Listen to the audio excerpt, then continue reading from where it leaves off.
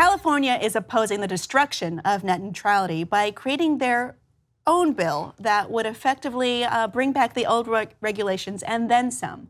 And it's such a good plan that New York might do the same.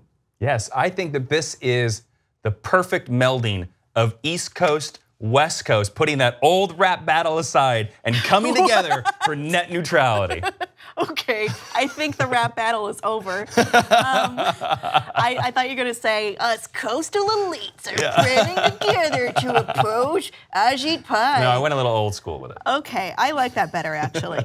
So right now, we do have, after the FCC voted a while ago to destroy Title II classifications and net neutrality effectively, states trying to make their own rules that would make data free and equal no matter what. And though the FCC originally had crafted clauses that would not make this possible, lawmakers do think they have a chance in fighting for it, and they are certainly going to go for it. So the California bill was sponsored by Scott Wiener and a New York Senator Brad Holyman, it says Holyman, is introducing a bill that's very much the same, that keeps key consumer protection that were written in there, including what we had implemented by the FCC in 2015 under Tom Wheeler, but also to go beyond the FCC rules that would, with a ban on paid data cap exemptions,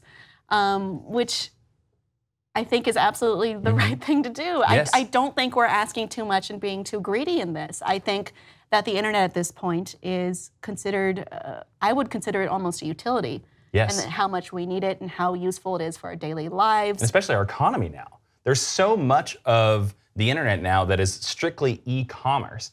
And it's a way of commercializing ideas and products that people previously never thought that we could ever do. Like, who would have ever predicted 20 years ago that we would be doing a show like NerdAlert and the possibility that we could use this for monetization? Nobody. And but net neutrality and the free exchange of ideas allows that to happen.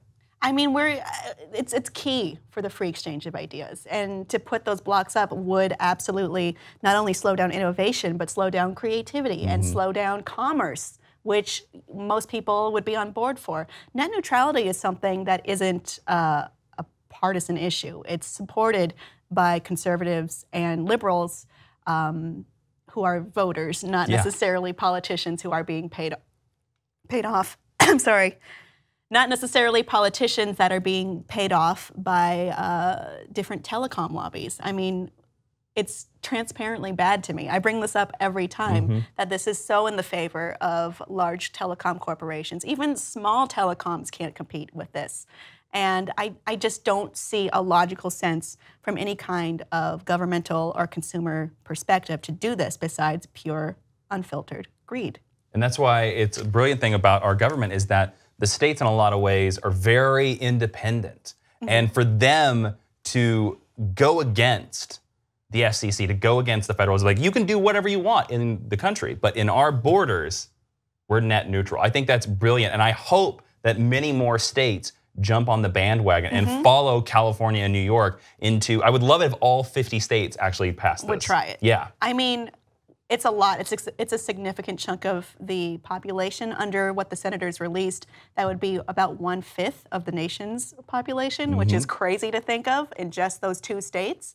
But I would really love to see this happen. It does seem like more and more lawmakers are getting on board, and it could happen. We could actually fight and be able to have our freedom on the internet, which sounds like a crazy thing to have to fight for, but we do, and it's important that we try and talk about it at the very least. Lawmakers think they have a good chance, but do you think they have a good chance of bringing back net neutrality and then some? Please let us know your thoughts below and like and subscribe for more.